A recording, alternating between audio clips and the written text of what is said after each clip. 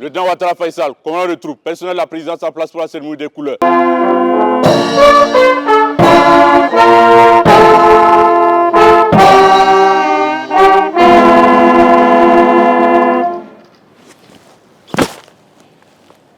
Je vous souhaite très bonne et heureuse année 2025, à travers vous donc à tout le personnel travaillant à l'institution présidente du Faso.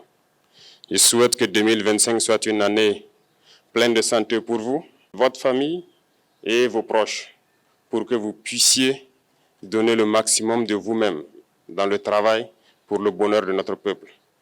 Que 2025 soit une année où vous verrez tous vos projets donc couronnés de succès, de prospérité et surtout que tout au long de l'année, que Dieu guide donc notre action, nous protège et veille sur nous.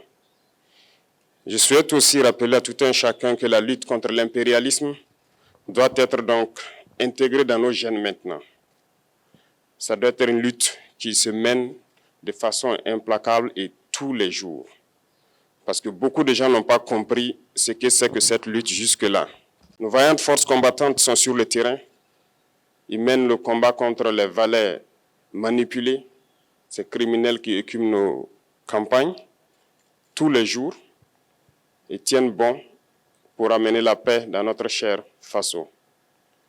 Autant ils le font, nos masses populaires laborieuses, que sont les agriculteurs, les éleveurs, se battent aussi également pour qu'on puisse atteindre l'autosuffisance alimentaire à travers donc l'accompagnement de tous les techniciens du ministère de l'Agriculture.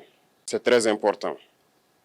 Et autant qu'eux aussi se battent dans l'administration, nous devrons nous battre pour changer de mentalité. Cette décolonisation mentale, c'est la partie la plus difficile. Et c'est pour ça que nous tenons à vous rappeler constamment qu'il faut changer de mentalité, revenir à nos sources et nous battre. Et c'est ça aussi le combat contre l'impérialisme. Toutes les occasions nous sont offertes pour pouvoir comprendre l'impérialisme, ses manifestations. Quand je prends dernièrement les propos d'Emmanuel Macron sur l'Afrique, eh bien, tout Africain conscient devrait donc comprendre très vite tout ce qu'il a pu nous dire et qu'est-ce que ça signifie. Le général Tiani a dit il n'y a pas longtemps du changement donc de tactique ou de stratégie des forces françaises en Afrique, et je pense qu'il est venu le confirmer. Il s'agit de dissoudre et de garder un dispositif socle. Et Emmanuel Macron l'a si bien dit qu'on ne peut que le remercier pour cette sincérité, même si certains ont voulu mettre la poudre aux yeux de leur population, mais la réalité finit par rattraper aussi. Ils ne partiront pas de certains pays, ils ont juste dissous le dispositif. Vous ne les verrez plus dans des bases, mais dans les ambassades, ils seront là. Ils vont constituer des sociétés de sécurité pour sécuriser leurs sociétés qui existent dans ces pays-là. Mais les soldats seront là, mais vous ne les verrez plus en tenue ou rassemblés dans des bases. C'est tout ce que ça veut dire. Ils vont se réorganiser, mais seront là. Il a parlé de politesse vis-à-vis de certains chefs d'État en leur donnant la primauté d'annoncer donc la rupture ou le départ des forces françaises. Ça nous importe peu, on peut dire, mais tout ce que nous savons, c'est que si vous voulez une rupture avec ces forces impérialistes, c'est simple, on dénonce les accords. Tout commence par là-bas. Et je pense que l'exemple du Tchad, en tout cas, est palpable. Ils ont commencé par dénoncer les accords. Sinon, si on ne dénonce pas les accords, juste dire que les bases quittent, on n'a rien fait. Parce que le problème se trouve dans les accords coloniaux de défense qui ont été signés depuis l'indépendance. Le plus dangereux n'est pas ceux-là que vous voyez dans les bases. Le plus dangereux, ce sont les conseillers militaires. Les conseillers militaires existent dans tous ces pays. Ils ont existé au Burkina aussi jusqu'en fin 2022, jusqu'à ce que nous prenions nos responsabilités. Et qui sont ces conseillers militaires? C'est ceux-là qui sont censés mettre en pratique la politique de la France ici. Ils doivent travailler à rendre nos armées très faibles pour que la France puisse toujours avoir l'argument d'exister ici. Sous Blaise Compaoré, ils avaient réussi. Nos sentinelles prenaient donc la garde avec des bâtons. C'est ça que la France veut de nos armées. Lorsque nous arrivons à cette étape, nous n'avons pas le choix que de vouloir qu'ils viennent s'installer. Mais l'armée burkinabé a réussi à un moment donné à se débarrasser des conseillers militaires. Malheureusement, je pense qu'en 2019, après l'opération au Tapuano, où ces Français ont vu que l'armée burkinabé avait encore une capacité de réagir au terrorisme, ils ont appelé le chef d'état-major en France. Ils l'ont instruit de reprendre les conseillers militaires dans toute la structure. Eh bien, il n'a pas accepté, mais au retour au pays, les politiques l'ont instruit d'accepter les conseillers militaires. Et c'est là que les conseillers militaires sont revenus dans l'armée burkinabé en 2019. Avec toutes les conséquences qu'on connaît, l'armée était en train de disparaître dans les années 2020-2021. Et d'ailleurs, c'est le moment où beaucoup de militaires ont dû déserter parce qu'il n'y avait plus d'espoir. On était en train de s'effondrer. Voilà un peu comment ils travaillent. À l'état-major général des armées, dans tous les états-majors d'armée, dans les écoles, c'est eux qui sont censés nous dicter la politique de notre armée. C'est eux qui nous disent combien recruter, quand recruter et qu'est-ce qu'il faut en faire. Ils sont dans les écoles pour nous dire comment il faut les former et ainsi de suite. Tant que ces conseillers militaires sont là, vous n'êtes pas indépendant. Votre armée aura juste l'apparence d'une armée qui sera là en train de faire des parades, du cirque.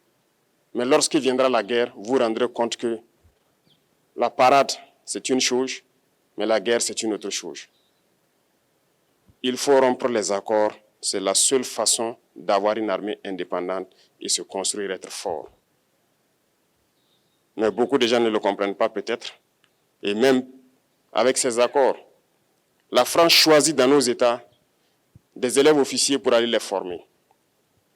C'est à travers ces mêmes accords. Mais en réalité, ces officiers qui partent se former pour la plupart, pour la France, ils viennent pour servir l'État français dans leur pays. Ils ne viennent pas pour servir nos pays. Ils les forment pour qu'ils viennent servir les intérêts de l'État français. J'en veux pour preuve. Lorsque nous nous sommes révoltés, beaucoup d'officiers au Burkina qui ont été formés en France ont été immédiatement contactés pour leur dire que c'est le moment de se mettre en action parce que vous avez été formés pour ça, pour servir les intérêts de la France. La plupart de ces officiers nous ont rendu compte, nous avons pris acte et nous continuons de suivre. Lorsque un officier formé en France arrive dans son pays et par malheur meurt soit par accident ou bien sur le champ de bataille, en France, il y a une nuit d'hommage aux morts dans l'armée, comme partout ailleurs. À la nuit d'hommage aux morts, on cite le nom de l'officier en question et on dit « mort pour la France ».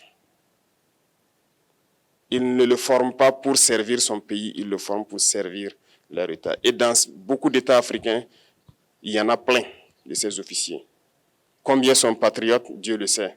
C'est une leçon que Emmanuel Macron a donnée encore aux chefs d'État africains, de se rattraper et de pouvoir vraiment mener cette lutte contre l'impérialisme. Mais en plus de ça, il a aussi insulté tous les Africains dans ses propos. Il y a une partie qui a retenu mon attention, là où il parlait d'ingratitude. Et que l'ingratitude est une maladie non transmissible aux humains. Lui, il est humain, notre ingratitude n'est pas transmissible à lui. Voilà comment ce monsieur voit l'Afrique, voit les Africains. Nous ne sommes pas des humains à ses yeux. Peut-être que c'est lui qui n'est pas humain, il ne se met pas dans la classe des humains. Mais s'il y a bien un ingrat, c'est bien lui. Je pense que s'il n'est pas athée et qu'il prie, à chaque matin qu'il se réveille et qu'il prie, il devrait aussi prier les Africains. Parce que c'est grâce à nos ancêtres qu'il existe aujourd'hui une France. Il devra nous prier. À ses yeux, nous ne devons pas être des humains, nous sommes plus que des humains. Ce sont des messages très forts qu'il passe. Moi, je pleure le peuple français. Mais quand même, il est bien pour l'Afrique. Il est un mal nécessaire pour nous. Ceux qui veulent se réveiller, se réveillent. Ceux qui ne veulent pas se réveiller, comme on le dit, on ne peut pas réveiller quelqu'un qui ne dort pas. Les Africains doivent se réveiller. Nous devons travailler à être indépendants, à faire au moins ce que nos peuples connaissent le bonheur. Et la lutte contre l'impérialisme, c'est ça. Il faut décoloniser les mentalités, prendre en compte toutes ces données-là, parce que le monde nous donne tellement d'exemples à voir. Pour eux, il n'y a pas de morale. Ils peuvent vous désigner aujourd'hui terroriste, mais demain, vous êtes un héros, par leur simple bouche. Ils décident de ce qu'ils font. Ils parlent de démocratie, mais ils se font eux-mêmes des coups d'État constitutionnels entre eux. Il parle des droits de l'homme, mais il décime des populations ailleurs. L'Africain doit se réveiller, l'Afrique doit se réveiller. Et le combat contre l'impérialisme est permanent. Et je vous invite à incorporer ce combat, à travailler en sorte que nous soyons réellement indépendants, que nous soyons autosuffisants et que nous puissions nous développer, connaître le bonheur, ce à quoi notre peuple aspire. Merci, je vous souhaite une très bonne journée, une très bonne semaine et une très bonne année. Et que, à la fin de cette année 2025, en faisant la rétrospective, nous devrons nous dire que nous avons apporté un grand plus à notre nation. Merci beaucoup à tous, que Dieu vous bénisse et que Dieu protège notre chère patrie. La patrie ou la mort, nous vaincrons. Sobre Web TV, la Web TV au-delà de vos attentes.